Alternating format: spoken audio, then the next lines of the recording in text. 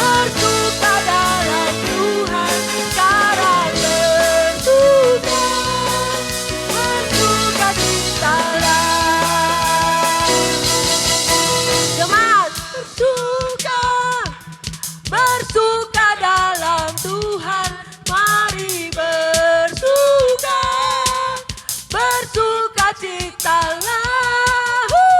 Bersuka, bersuka dalam Tuhan sekarang, bersuka, bersuka citalah. Bersuka, bersuka, bersuka dalam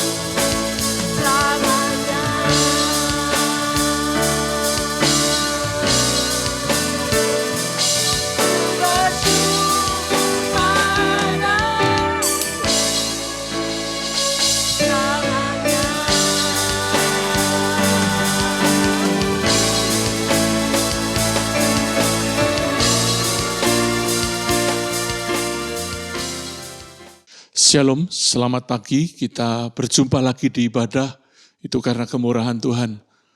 Bapak Ibu Saudara yang dikasihi Tuhan, bulan ini GBI secara nasional mengambil tema tentang keluarga yang teguh dalam iman. Bapak Ibu yang dikasihi Tuhan, keluarga itu sesuatu yang penting di mata Tuhan. Sehingga kita perlu melihat keluarga ini dari sudut pandang Tuhan. Menurut Kamus Bahasa Indonesia, yang pertama kali dimunculkan dari kata keluarga ini adalah ibu dan bapak beserta anak-anaknya. Itulah yang namanya keluarga. Orang-orang seisi rumah, itulah yang disebut keluarga. Ada keluarga besar, ada keluarga inti. Yang kita akan bahas adalah hari ini tentang keluarga inti. Karena ketika keluarga inti kita teguh dalam iman, keluarga inti kita sehat, maka kita akan bisa menjadi berkat bagi keluarga besar, bahkan keluarga yang lebih besar lagi, yaitu masyarakat. Keluarga yang lebih besar lagi adalah bangsa kita. Kita adalah sebuah keluarga besar. Itulah rancangan Allah sejak semula. Saudara yang dikasihi Tuhan, ketika Tuhan menciptakan, membentuk keluarga, maka Dia berkata di dalam Kejadian pasal 2 ayat 24, sebab itu seorang laki-laki akan meninggalkan ayahnya dan ibunya dan bersatu dengan istrinya sehingga keduanya menjadi satu daging. Dari sejak pertama rancangan Tuhan dalam pernikahan adalah heteroseksual dan monogami. Itu yang Tuhan rancangkan. Tidak ada poligami di dalam rancangan Tuhan. Kalau kemudian ada orang melakukan poligami, perceraian dan lain sebagainya, Yesus berkata itu karena kekerasan hatimu. Tapi sejak semula tidaklah demikian. Bapak Ibu, ini kita akan melihat dari kata meninggalkan di ayat tadi. Kata meninggalkan ini bukan berarti mengabaikan tanggung jawab dan kasih dan pemeliharaan, bukan. Tetapi bicara tentang melepaskan diri dari otoritas. Ketika seseorang menikah, maka dia sedang melepaskan diri dari otoritas orang tua, dari keluarga asalnya, untuk membentuk sebuah otonomi baru, yaitu keluarga intinya yang terdiri dari suami, istri, bapak, ibu, dan anak-anak dalam sebuah keluarga inti itu. Ketika kita menikah, karena meninggalkan seharusnya kita sudah dewasa, kita sudah mandiri dan bisa bertanggung jawab atas keluarga kita. Sungguh menyedihkan ketika pernikahan itu terjadi hanya karena sebuah kecelakaan, karena terpaksa, karena desakan usia. Seharusnya pernikahan didasari oleh orang-orang yang sudah dewasa, mandiri, bisa bertanggung jawab. Karena membangun sebuah keluarga itu tidak seindah impian. Kita menjalani kenyataan yang sesungguhnya butuh biaya, butuh kedewasaan, butuh tanggung jawab. Kita rela untuk menanggalkan ego kita. Ketika kita sudah menikah, kita tidak sebebas pada waktu masih lajang. Kita bisa pulang semau-maunya, ya. Kita paling dimarahi orang tua. Tapi pada waktu kita menikah, kita punya pasangan, kita punya anak-anak. Tadi ada kata bersatu dengan istrinya. Kata bersatu dengan itu artinya dalam bahasanya artinya direkatkan, dilem. Bukan sekedar dipersatukan, tetapi direkatkan sedemikian rupa, sehingga tidak ada apapun yang dapat memisahkannya selain kematian. Itu sebabnya Tuhan berkata, Yesus mengulanginya lagi di perjanjian baru, sebab itu seorang laki-laki akan meninggalkan ayahnya dan ibunya dan bersatu dengan istrinya, sehingga keduanya menjadi satu daging. Saudara yang dikasihi Tuhan, karena dipersatukan dengan direkatkan, maka tidak bisa dipisahkan. Dan ketika kita menikah, maka pasangan kita dan anak kita itu menjadi lebih terutama dibanding orang tua atau kerabat kita. Itu menurut Alkitab. Sekali lagi katakan, alasan kita dipersatukan tidak boleh menjadi alasan kita untuk tidak lagi bertanggung jawab dan memelihara orang tua kita. Karena Alkitab akan menjelaskan, di dalam Matius pasal 15 kita akan menemukan satu kali Tuhan begitu marah dengan orang-orang Farisi. Karena mereka menggunakan alasan penyembahan, persembahan, pelayanan, membuat mereka mengatakan bahwa orang yang sudah melayani Tuhan, memberi persembahan kepada orang Tuhan, itu tidak perlu lagi merawat orang tuanya. Dan Yesus berkata begini, dalam Matius 15 ayat 4, sebab Allah berfirman, hormatilah ayahmu dan ibumu, dan lagi siapa yang mengutuki ayahnya atau ibunya pasti dihukum mati. Hormat kepada orang tua itu tetap harus dikerjakan. Mengasihi dan memelihara orang tua harus tetap dikerjakan. Karena Ketika kita tidak mengerjakan, mari kita baca ketika Tuhan berkata kepada orang Farisi berkata, tetapi kamu berkata barang siapa berkata kepada bapaknya atau kepada ibunya, apa yang ada padaku yang dapat digunakan untuk pemeliharaanmu sudah digunakan untuk persembahan kepada Allah. Itu kata orang Farisi. Orang itu tidak lagi wajib menghormati bapaknya atau ibunya. Dengan demikian firman Allah kamu nyatakan tidak berlaku demi adat istiadatmu sendiri. Bapak Ibu menghormati orang tua termasuk kita memelihara mereka. Saya senang karena jemaat GBI Arauna adalah orang-orang yang merawat orang tuanya. Di tengah mereka bertanggung jawab dengan keluarga intinya. Mereka berbakti kepada orang tuanya. Itu sebuah sukacita buat saya sebagai seorang gembala. Dan Yesus berkata kepada orang-orang seperti orang Farisi ini, hai orang-orang munafik, benarlah nubuat Yesaya tentang kamu. Bangsa ini memuliakan aku dengan bibirnya padahal hatinya jauh daripadaku. Orang-orang yang tidak menghormati ayah dan ibunya, itu orang yang tidak menghormati Tuhannya. Karena Tuhan adalah Bapa kita di surga. Nah, ide keluarga itu berasal dari surga. Tuhan mewahyukan diri pertama kali kepada manusia, kepada Adam sebagai Bapa. Mari kita lihat dalam Lukas pasal 3:38. Waktu Yesus, Alkitab sedang menuliskan silsilah Yesus, maka sampai kepada anak Enos, anak Set, anak Adam, dan Adam disebut anak Allah. Ini bukan bicara tentang Allah itu beranak atau diperanakan secara daging. Tapi Tuhan sedang mewahyukan dirinya sebagai Bapa. Ini bukan tentang gender, melainkan tentang figur pemberi identitas. Efesus berkata, itulah sebabnya aku sujud kepada Bapa, yang daripadanya semua turunan yang di dalam surga dan di atas bumi menerima namanya, memiliki identitasnya. Orang-orang yang tidak memiliki gambaran yang sehat dalam sebuah keluarga, tentang sebuah keluarga, atau mengalami penolakan, maka dia akan memiliki identitas yang tidak sehat. Gampang rendah diri atau sebaliknya jadi sombong atau sebaliknya jadi orang yang pahit. Melihat kehidupan tanpa tujuan, mengalir begitu saja, terjerat narkoba, free sex, dan kebiasaan buruk lainnya karena tidak punya tujuan. Orang yang tidak punya tujuan disebabkan karena dia tidak tahu identitas dirinya. Mari kita lanjut. Di surga ada Tritunggal Allah. Bapa dan Anak dan Roh Kudus, Alkitab berkata ketiganya Esa.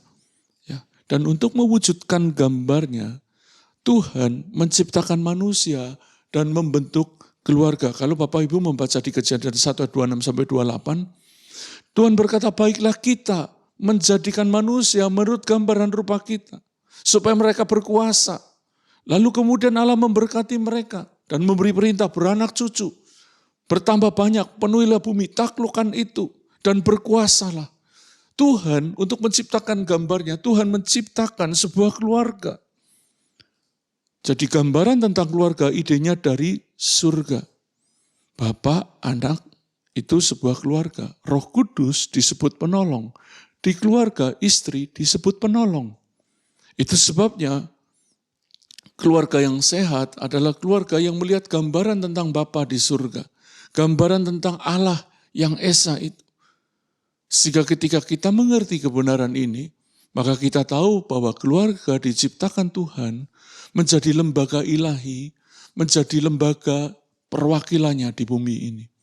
Jadi keluarga sebenarnya miniatur kerajaan Allah.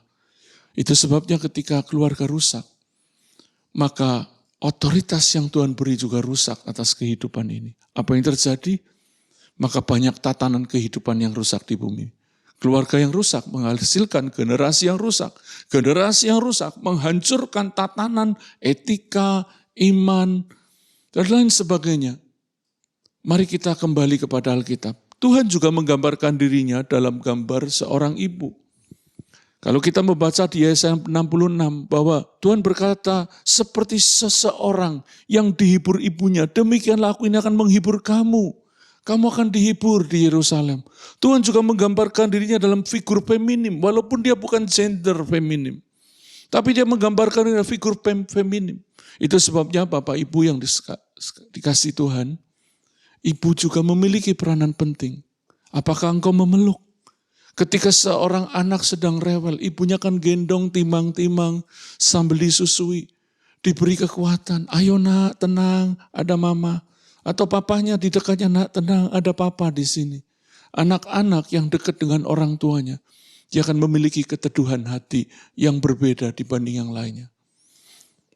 Mari kita ke ayat tema bulan ini yang kita ambil dari Amsal 11 ayat 28. Alkitab berkata begini, siapa yang mengacaukan rumah tangganya akan menangkap angin. Orang bodoh akan menjadi budak orang bijak. Siapa orang bodoh di ayat ini? Itu orang-orang yang mengacaukan, merusak keluarganya. Alkitab berkata orang yang mengacaukan keluarganya akan menangkap angin. Tidak ada apa-apa yang ditangkap. Ketika kita menangkap angin semua sia-sia.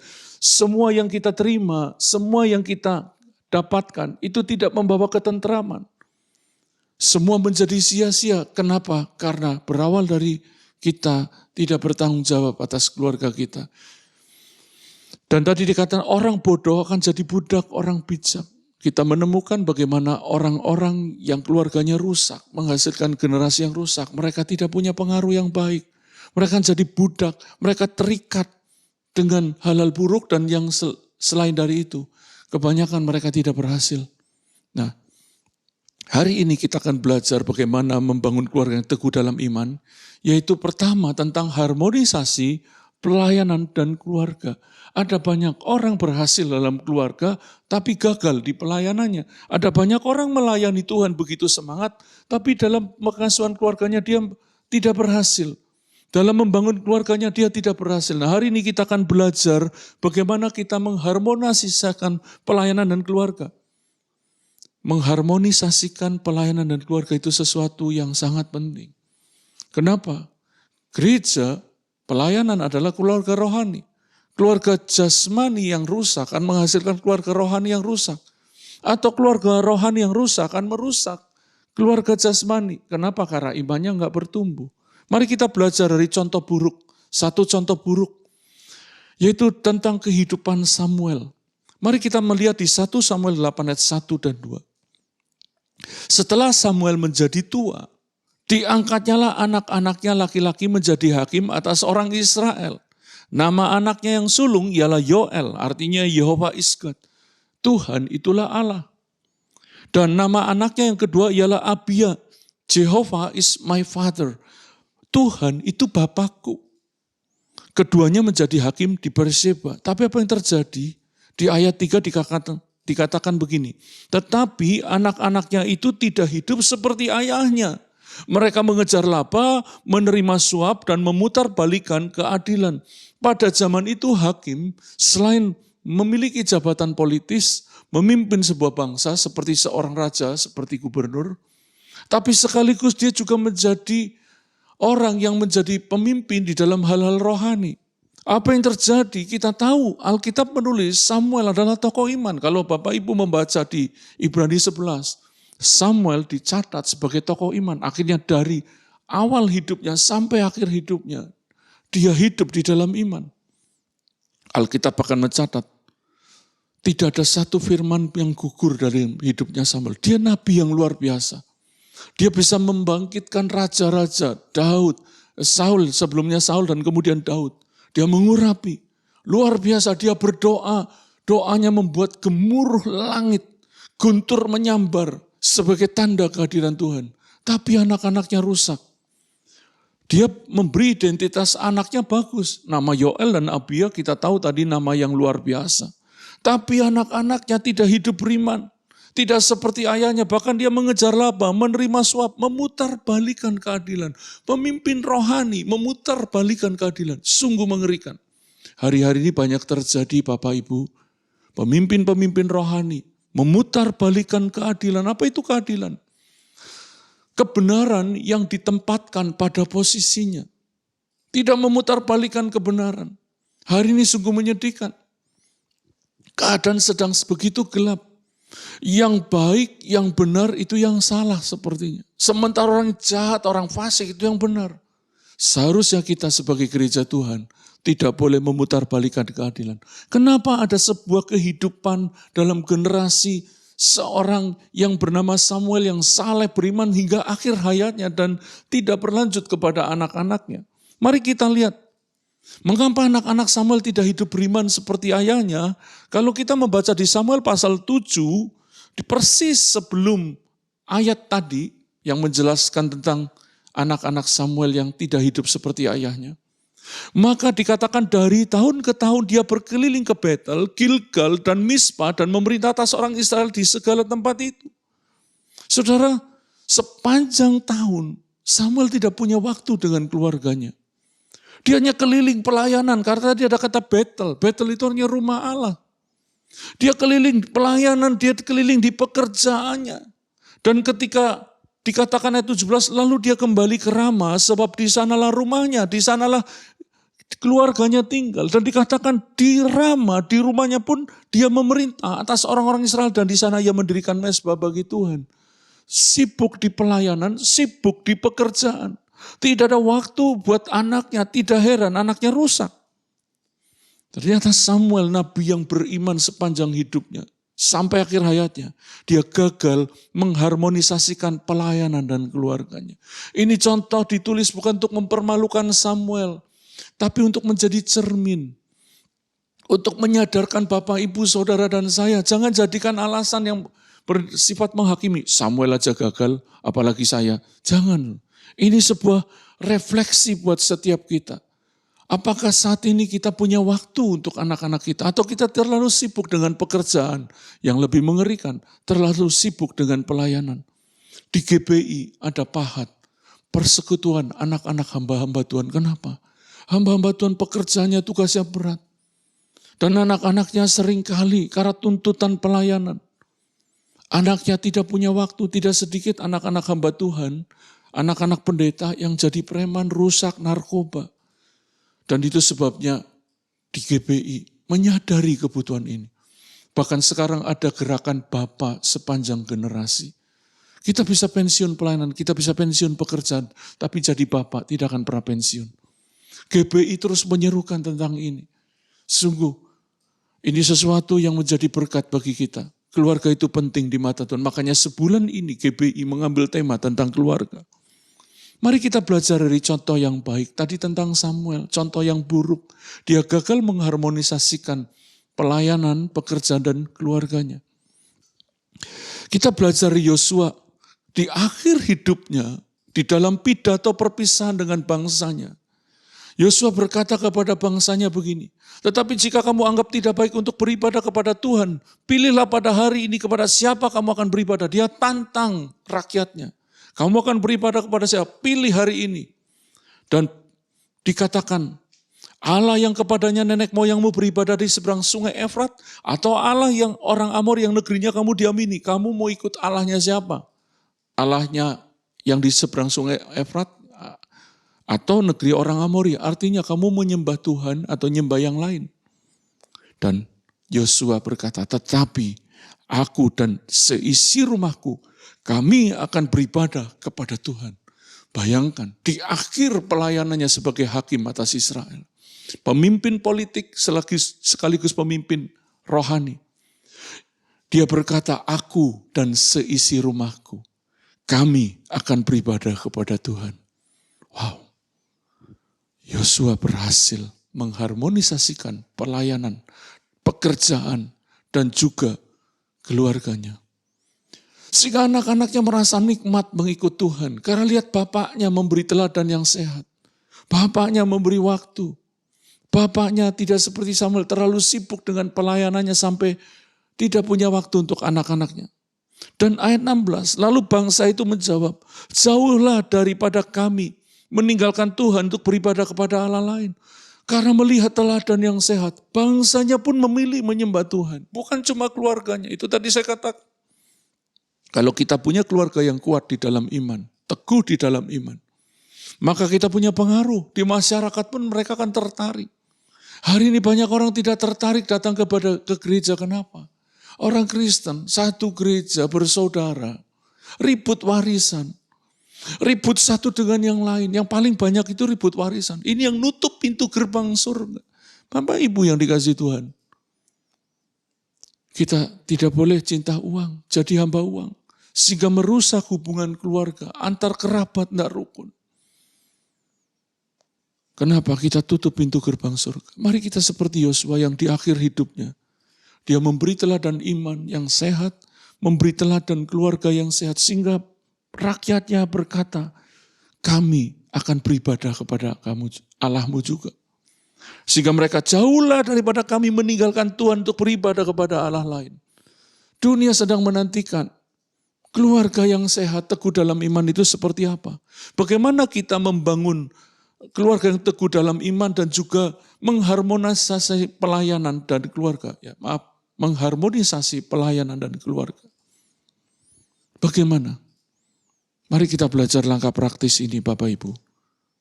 Mari kita tanamkan iman sedini mungkin kepada anak-anak kita. Dekat dengan mereka dan tanamkan iman. Ayatnya di 2 Timotius 3. Ayat 15 dan seterusnya. Ingatlah juga bahwa dari kecil dipakai kata dari bayi, dari janin, dari embrio, dari fetus. Itu dalam bahasa aslinya. Kata dari kecil itu dipakai kata yang dari fetus, embrio, dari janin, dari kandungan. Engkau sudah mengenal kitab suci yang dapat memberi hikmat kepadamu dan menuntun engkau kepada keselamatan oleh iman kepada Kristus Yesus. Bapak Ibu yang dikasihi Tuhan, apakah engkau mengajarkan firman kepada anakmu sejak dia masih di kandungan? Mungkin saudara kan berkata, lahir aja belum, ngomong aja belum bisa, tapi dia bisa dengar. Kalau Bapak Ibu membaca di Mazmur 139 ayat 13-15. Di situ bahwa dikatakan, aku direkam di bagian bumi yang paling bawah. Ditenun, direkam. Bayi dalam kandungan belum bisa mengerti, tetapi dia bisa merekam. Dia bisa menangkap. Ketika engkau menyampaikan firman, anak itu menaruh dalam rohnya.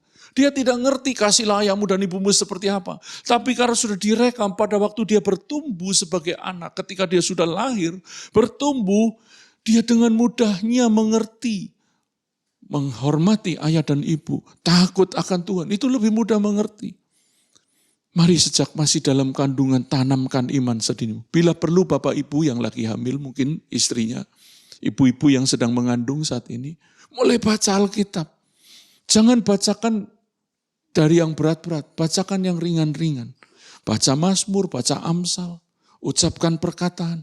Saya dengan istri saya sering menemukan anak-anak yang ketika mamanya masih mengandung, masih dalam kandungan mamanya, istri saya bilang, halo ini Tante Sari, ini Om Im. Tentu saya tidak pegang perutnya.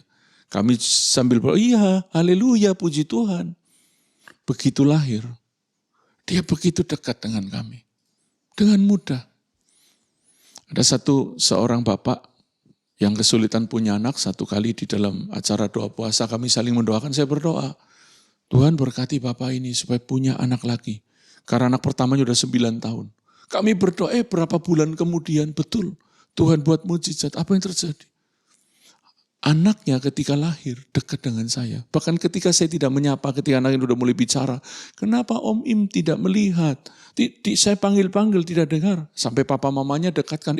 Tadi dipanggil sama anak ini. Aduh saya tidak dengar karena jauh sekali. Anak itu begitu dekat dengan saya. Kenapa? Karena anak itu bisa merekam. Merekam kasih. Tapi sekaligus juga merekam kepahitan yang dibawa oleh papa mamanya. Itu sebabnya Bapak Ibu, alangkah baiknya sebelum menikah, kita sudah pulih hati kita, sembuh. Supaya ketika punya anak, kita udah happy, sukacita.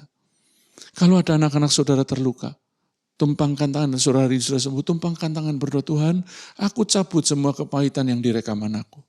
Aku cabut, aku lepaskan berkat dan sukacita. Supaya anak itu dipulihkan hatinya. Langkah praktis yang kedua adalah melibatkan anak-anak kita dengan ringan, jangan main paksa. Perlu didisiplinkan, iya, tapi jangan terlalu berat. Bawa sedini mungkin agar anak-anak kita nikmat dalam ibadah dan pelayanan.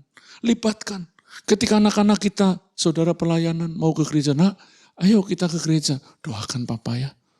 Kalau yang masih kecil sekali, ayo nak kita siapkan hati, kita beribadah. Kita mau memuji Tuhan. Tuhan Yesus baik. Walaupun anak kita cuma melongo saja, tapi dia ngerekam. Mari libatkan, jangan paksa. Ada ibu-ibu kasih reward ke anaknya poin. Begitu anaknya ke gereja ikut cell group, dikasih poinnya lebih gede. Kenapa? Itu bagus. Anak itu happy, ikut Tuhan, saya dapat berkat. Jangan berkata itu disuap, bukan disuap, itu penghargaan. Surga saja menghargai. Saudara takut Tuhan, beribadah kepada Tuhan, Tuhan berkati. Makan dan minuman saudara itu janji Tuhan. Mari kita libatkan anak kita dengan ringan. Ketika Yesus dibawa ke bait suci di umur 12, yang umur 8 hari dia dibawa ke bait suci, ada tercatat di umur 12 tahun. Itu persiapan sebelum bar mitzvah, Yesus dibawa, dicatat lagi. Tapi di dalam Lukas pasal 241 dikatakan tiap-tiap tahun orang tua Yesus pergi ke Yerusalem pada hari raya Paskah. Saya yakin tiap-tiap tahun juga dia bawa anaknya. Karena Yesus itu tinggal di Nazaret, bapaknya berjalan bisa berhari-hari. Maka dia Nah, ketika Yesus telah berumur 12 tahun, pergilah mereka ke Yerusalem seperti yang lazim pada hari raya itu. Anaknya dibawa lagi untuk persiapan upacara bar mitzvah. Di mana ketika anak itu berumur 12 tahun, untuk anak laki dan perempuan anak 13 tahun, maka anak itu menjadi anak perjanjian di mana menurut tradisi Yahudi, maka dosa anak ini sudah ditanggung oleh dirinya sendiri. Sebelumnya, kalau anak yang berdosa, orang tuanya tanggung. Itu menurut keyakinan mereka. Dan Yesus dibawa di umur 12 tahun untuk mengikuti upacara bar mitzvah. Sebagai anak perjanjian. Setelah bertahun-tahun, tiap tahun diajak. Di perayaan ke bait suci. Jadi ada kewajiban bagi orang Yahudi di seluruh tempat mereka tinggal. Setiap tahun 3 kali harus menghadap Tuhan di bait sucinya. Kalau ibadah, setiap Sabat mereka di sinagog, rumah ibadah. Tapi ketika ada perayaan mereka harus ke bait suci mempersembahkan korban. Dan Yesus dibawa setiap tahun. Sehingga anak itu senang. Pergi ke bait suci sebagai liburan. Sebagai sukacita. Langkah praktis solusinya adalah jangan malu menularkan iman kepada anak-anak kita. Bapak Ibu, ada banyak orang tua yang malu ketika dia saleh sekali dan ditahu oleh anaknya. Dia malu kepada teman-temannya kalau dia sangat saleh. Ini teladan yang buruk. Rajin ke gereja, dia malu. Jadi kalau ke gereja dari mana? Oh, mau main. Oh, mau pergi. Mau ke sel group kemana? Mau ke sel group? Enggak, mau ketemu teman aja. Padahal ada pertemuan rohani. Nah, kalau model begini, anak-anak kita enggak melihat. Papanya enjoy ikut Tuhan. Bagaimana kita menularkan iman kepada anak-anak kita? Happy lah, bersukacitalah ketika saudara mau ke gereja. Ditanya orang, iya mau ibadah, mau ke sel group. Apa itu sel group? Oh, kami terbiasa bersekutu dalam iman dalam kelompok kecil, saling menguatkan, saling menasehati, saling mendoakan, dan saling memberkati. Anak kita lihat, asik juga ya ikut papa ke sel group, asik juga. Nah, di 2 Timotius 1:5 dikatakan, sebab aku teringat akan imanmu yang tulus ikhlas. Yaitu iman yang pertama-tama hidup dalam nenekmu Lois dan di dalam ibumu Eunike dan yang aku yakin juga hidup dalam dirimu. Lois, Eunike menularkan iman masing-masing kepada anaknya. Lois kepada Eunike, Eunike kepada anaknya Timotius. Dan Timotius tercatat sebagai gembala termuda pada zaman itu. Konon dia menggembalakan 50 atau 60 ribu jemaat di zaman itu, di kota Efesus. Saudara, kalau saudara menularkan iman kepada anak-anak saudara, maka iman itu hidup dalam iman hati anakmu. Waktu anakmu nanti kuliah keluar kota berpisah, engkau tidak penuh ketakutan. Hatimu tenang karena tahu anakku beriman. Langkah selanjutnya, beri waktu yang cukup dan spesial. Adakah Bapak Ibu memberi waktu kepada anak-anak? Mungkin kau sangat sibuk, tapi setidaknya kau bisa kontak anakmu bahkan ketika sedang di luar kota. Bagaimana hari ini? Kamu baik-baik? Kamu happy? Seringkali ada keponakan yang kami harus jemput ke sekolahnya karena orang tuanya pas sedang tidak bisa. Saya jemput keponakan kami setiap kali, kamu happy hari ini? Yes, I am happy. Oh, semangat. Pulang ke rumah karena happy dari sekolah, tidak ada masalah. Dia happy di rumah. Beri waktu yang cukup dan spesial. Walaupun cuma sesaat, saya tahu orang tua sekarang itu ada yang generasi istilahnya sandwich. Dia harus memikul beban yang di atas dan memikul beban generasi di bawahnya. Tapi Tuhan tetap mau kita memberi waktu yang spesial. Di Ulangan pasal 6. Apa yang kuperintahkan kepadamu pada hari ini, haruslah engkau perhatikan. Haruslah engkau mengajarkannya berulang-ulang.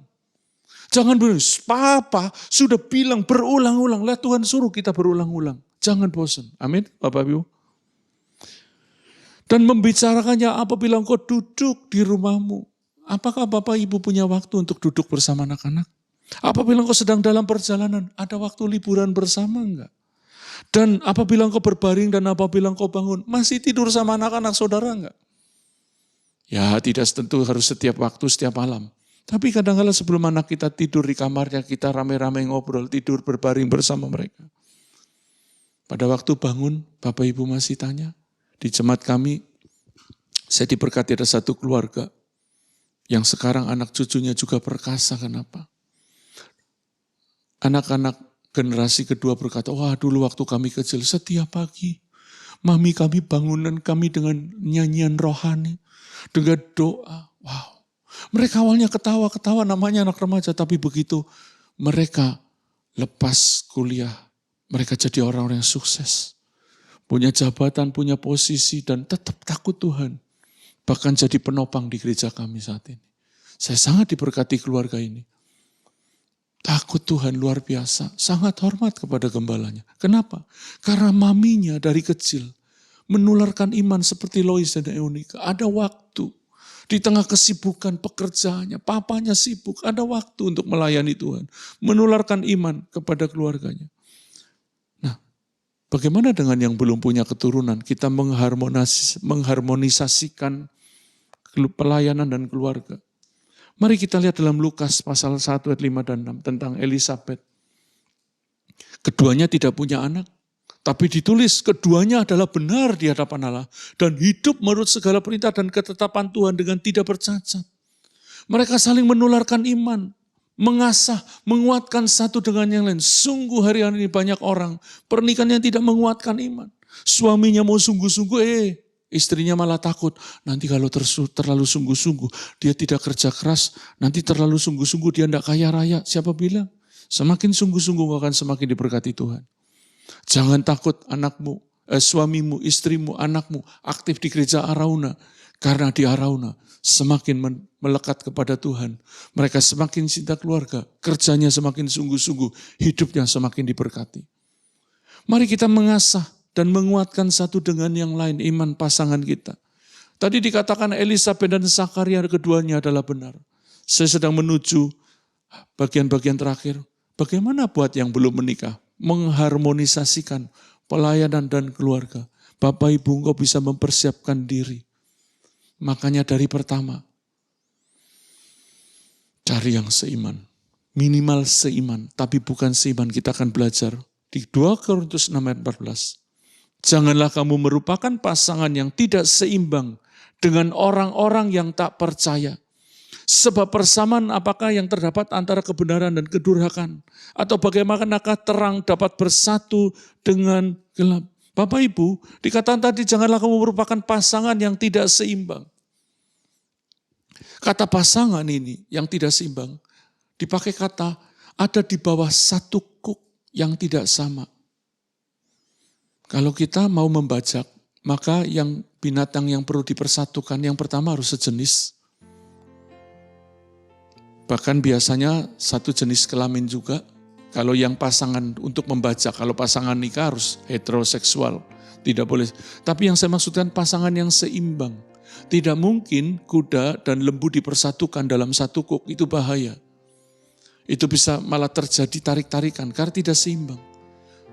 Nah, kita perlu seiman dan seimbang. Banyak orang mungkin sama-sama Kristen ke gereja, tapi suaminya berkata, jangan ku terlalu aktif itu. Atau istrinya berkata, udahlah, gak usah terlalu sungguh-sungguh. Sementara suaminya tahu ada panggilan dalam hidupnya untuk menjadi pelayan Tuhan, sekalipun tidak sepenuh waktu, tapi sepenuh hati.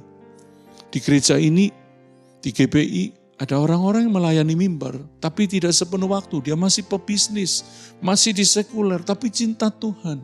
Memberi hidup untuk melayani di gerejanya, memberi hidup untuk menggembalakan domba-dombanya. Bahkan tidak sedikit dari GBI, gembala-gembala sidang yang mereka masih punya pekerjaan sekuler, masih punya bisnis. Karena itu dimungkinkan, Alkitab juga tidak melarang. Kenapa? Kalau kita tidak hati-hati, waktu kita tidak seimbang dalam nilai-nilai rohani dan nilai-nilai hidup, bahayanya waktu saudara mau sungguh-sungguh sama Tuhan, maka pasangan saudara akan jadi raginya dan merusak Dan itu akan memberatkan perjalanan iman saudara. Karena tadi dikatakan janganlah kamu merupakan pasangan yang tidak seimbang. Tidak seimbang di dalam satu kuk yang sama.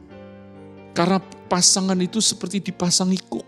Kalau kita lihat orang zaman dulu membajak, maka untuk menyatukan kedua hewan yang dipakai untuk menarik bajak, maka ada kuk yang dipasang di tengkuk binatang ini untuk menarik. Bayangkan kalau tidak seimbang kuk. Dua-duanya akan lelah. Makanya buat yang belum menikah, carilah pasangan nomor satu seiman. Yang kedua, seimbang dalam nilai-nilai hidupnya. Karena banyak orang seiman sama-sama Kristen. Tapi satunya takut Tuhan, satunya murah hati, satunya menghalalkan segala cara, satunya pelit kikir. Ini bisa menyeret kita dalam kelelahan yang tidak perlu. Itu sebabnya Bapak Ibu, bagi saudara atau yang punya anak, mari dorong anakmu untuk mencari yang seiman dan seimbang. Buat yang akan menikah, cari yang seiman dan seimbang. Jodoh itu pasti seiman, pasti seimbang. Tuhan memberkati. Mari kita menjadi keluarga yang teguh dalam iman dan bisa mengharmonisasikan pelayanan kita dan keluarga kita. Sehingga anak-anak kita pada satu titik, mereka bersuka cita. Lihat bapaknya melayani, mereka bersuka cita, mereka diberkati. Karena bapaknya sungguh-sungguh, karena ibunya sungguh-sungguh di dalam Tuhan. Mari kita jadi keluarga yang takut Tuhan, keluarga yang beriman. Amin. Tuhan memberkati. Bapak Ibu, kita akan melakukan perjamuan kudus. Buat Bapak Ibu yang sudah menyiapkan, mari kita berdoa, kita menyiapkan hati. Karena kita berkata, perjamuan kudus ini menjadi tanda persekutuan kita dengan tubuh dan darah Yesus. Mari kita berdoa. Tuhan, terima kasih. Kami sudah mendengar firman Tuhan. Bagaimana kami menjadi keluarga yang teguh dalam iman. Keluarga yang bisa mengharmonisasikan pelayanan dan keluarga. Sehingga kami seperti Yosua. Kami bisa berkata, anak kami bisa berkata, orang tua, adik kami bisa berkata, orang tua kami bisa berkata, kami dan seisi rumah kami akan beribadah, kami akan melayani Tuhan. Itulah yang indah di matamu. Tolong kami Tuhan, supaya kami menjadi keluarga yang harmonis, keluarga yang bisa melayani Tuhan bersama-sama. Dan tiba saatnya bagi kami akan bersekutu dengan tubuh dan darah-Mu. Tuhan, ampuni kami, baik perkataan, pikiran, maupun tindakan kami. Sucikan kami, ampuni kami, dosa kami Tuhan. Dan saat ini kami mau mengakui tubuh dan darah-Mu melalui roti dan minuman yang kami gunakan untuk perjamuan kudus. Kami mau mengakui bahwa tubuh-Mu telah diserahkan dan darah-Mu telah dicurahkan bagi kami. Untuk kebenaran kami, untuk pengampunan dosa-dosa kami. Terima kasih Tuhan buat karya-Mu. Dan saat ini kami akan bersekutu bersama-sama. Di dalam nama Yesus kami berdoa. Amin. Bapak Ibu, mari kita ambil roti atau pengganti perjamuan kudus, pengganti roti. Dan mari kita dengarkan firman Tuhan. Sebab apa yang kuteruskan kepada saudara telah kuterima dari Tuhan. Yaitu bahwa pada malam Yesus diserahkan, dia mengambil roti, memecah-mecahkannya dan berkata, inilah tubuhku yang diserahkan bagi kamu. Perbuatlah ini menjadi peringatan akan aku. Bapak Ibu, roti yang sebentar kita akan makan menjadi persekutuan dan sekaligus peringatan akan karya Kristus. Percayakah Bapak Ibu, roti yang kita pecahkan pagi ini menjadi persekutuan dengan tubuh Yesus? Kalau engkau percaya, katakan amin bersama-sama. Amin. Mari kita makan dalam nama Yesus.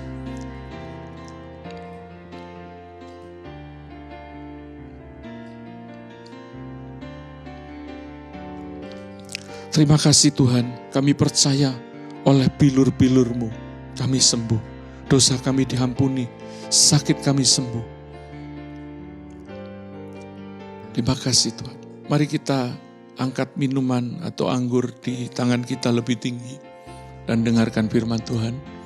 Demikian juga sesudah makan, Yesus mengambil cawan dan berkata, cawan ini adalah perjanjian baru yang dimeteraikan dengan darahku. Perbuatlah ini menjadi peringatan akan aku. Sebab setiap kali kamu meminumnya, kamu memberitakan kematianku sampai aku datang kedua kali. Bapak Ibu, Alkitab berkata anggur yang kita minum menjadi persekutuan sekaligus peringatan dan pengingat bahwa Yesus yang telah disalibkan itu akan datang kembali. Percayakah Bapak Ibu? Anggur yang kita minum ini adalah persekutuan dengan darah Yesus. Kalau engkau percaya, katakan amin. Amin. Mari kita minum dalam nama Yesus.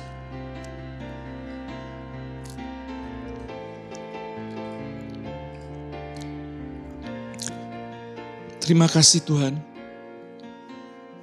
untuk darah-Mu yang telah tercurah, menghapus dosa kami, menebus hidup kami, dan memeteraikan kami sepenuhnya menjadi milik Tuhan.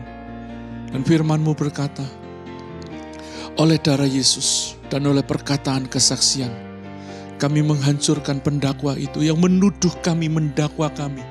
Kami sudah ditebus, kami sudah diampuni, kami kudus oleh darah Yesus. Terima kasih Tuhan, terima kasih. Kami bersyukur dan saat ini kami mau mengakhiri ibadah kami. Curahkan berkat-Mu atas umat-Mu. Mari arahkan hati saudara dan terima berkat Tuhan. Kiranya Tuhan memberkati engkau dan melindungi engkau dari semua mara bahaya, dari semua orang jahat, dari semua serangan panah berapi si jahat. Kiranya Tuhan menghadapkan wajahnya kepadamu dan memberi kau kasih karunia, kasih yang besar, kasih yang tanpa syarat, kasih yang memulihkan, menyembuhkan.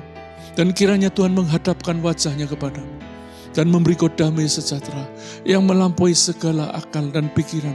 Damai sejahtera Tuhan yang mencurahkan berkat-berkat yang tidak terduga, berkat-berkat yang besar.